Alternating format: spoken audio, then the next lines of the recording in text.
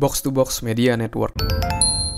Hai, saya Andreas Bordes, dan dalam podcast kali ini saya mau sharing tentang gimana sih cara mudah untuk menjelaskan sesuatu gitu ya.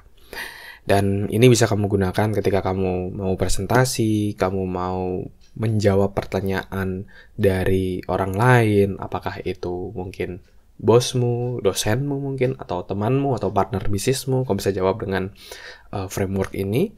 Dan juga ini bisa kamu gunakan untuk kamu membuat konten. Contoh dalam membuat podcast, membuat YouTube, video YouTube, atau buat konten Instagram. Kamu bisa juga menggunakan framework ini untuk menjelaskan atau membuat konten tersebut. Oke? Dan framework ini juga saya gunakan juga ya di berbagai platform saya. Misalnya di podcast ini saya pakai juga framework ini, udah ratusan episode.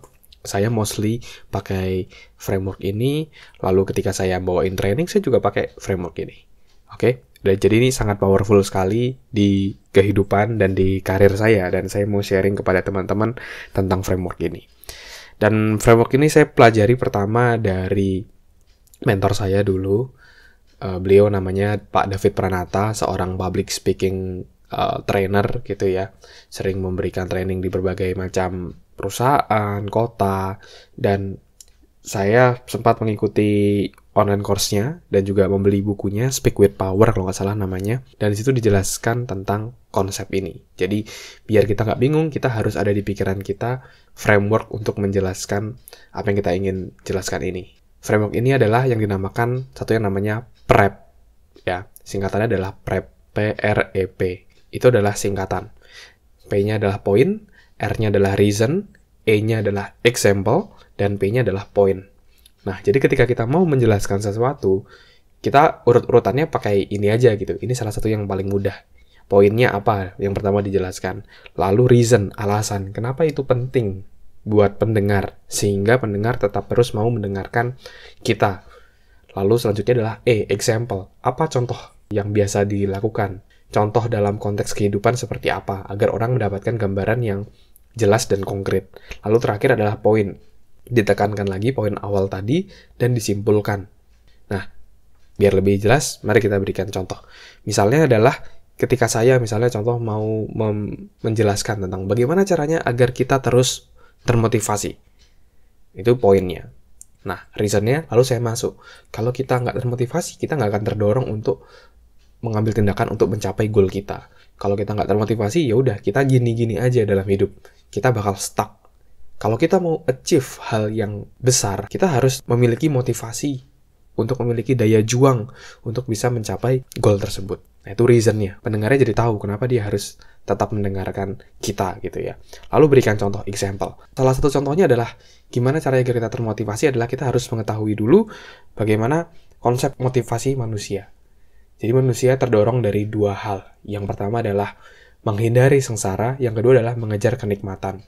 Jadi ketika misalnya saya ingin memotivasi diri saya selalu memikirkan apa sengsaranya kalau saya tidak mendapatkan goal tadi. Oke, dan apa kenikmatannya kalau saya mencapai goal tadi. Saya bayangkan betul-betul detail dalam pikiran sampai akhirnya motivasi tadi muncul. Oke, dan cara kedua yang bisa saya lakukan adalah kalau misalnya belum muncul motivasinya, ya saya action aja. Saya lakukan aja. Jadi bukan menunggu motivasi dulu baru action, tapi kita sambil action. Nah, itu motivasi tadi muncul. Jadi itu adalah dua cara untuk memunculkan motivasi kita. Nah, setelah tadi sudah diberikan contoh example-nya seperti apa, lalu diberikan lagi poin awalnya kita simpulkan di akhir. Misalnya kayak gini. Itu dia tadi cara bagaimana agar kita tetap termotivasi.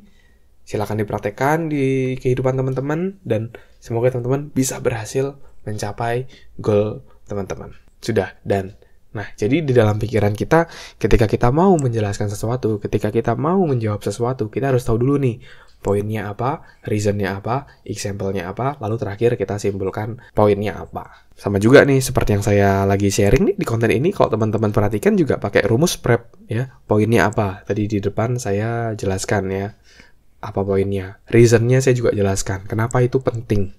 Lalu E-nya example, saya berikan contoh, misalnya penggunaan PREP-nya seperti apa.